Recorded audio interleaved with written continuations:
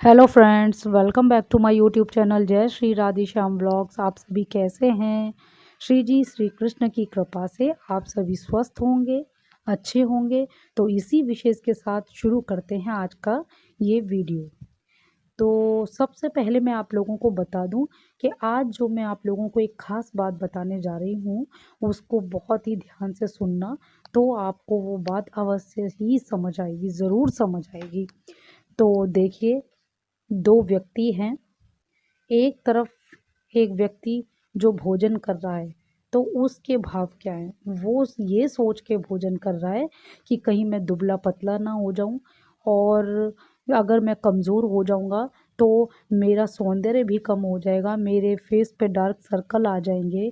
तो इस कारण से मैं बहुत ही स्वादिष्ट और एकदम प्योर और शुद्ध एकदम ताज़ा खाना खाऊं, और अपने खाने का वो बहुत ही ज़्यादा ध्यान रखता है ताकि वो स्वस्थ रह सके और दूसरे लोगों से अपने सौंदर्य की वाहवाही लूट सके। पर वहीं दूसरी ओर दूसरा व्यक्ति जब भोजन करता है, तो वो प्रभु से सिर्फ इतना ही कहता है कि हे प्रभु, मुझे बस उतना ही भोजन चाहिए जिससे मैं जीवित रहूं, और अगर मैं लंबे समय तक जीवित रहूंगा तो मैं आपकी भक्ति बहुत ही अच्छे से और ज़्यादा दिनों तक कर पाऊँगा, जिससे मैं आपको प्राप्त कर सकूँ। वो केवल इसलिए भोजन करता है ताकि वो भक्ति कर सके। अब इन दोनों लोगों की इन दोनों लोगों का जो भोजन करने का तरीका है वो तो सेम है, लेकिन भाव, भोजन करते समय जो भाव हैं, वो भाव दोनों के कितने अलग हैं।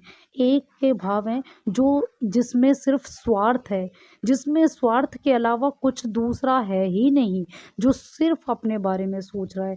वहीं दूसरी ओर जो व्यक्ति भोजन कर रहा है, उसके भाव में भक्ति है। उसके भाव भाव कितने सुंदर हैं कि वो सिर्फ अपने भाव में यही सोचता है कि प्रभु, मैं भोजन सिर्फ इसलिए कर रहा हूँ ताकि मैं ज़्यादा समय तक जीवित रहूँ और स्वस्थ रहूँ, तो मैं आपकी भक्ति हर समय कर पाया करूँ, जिससे आपको मैं प्राप्त कर सकूँ।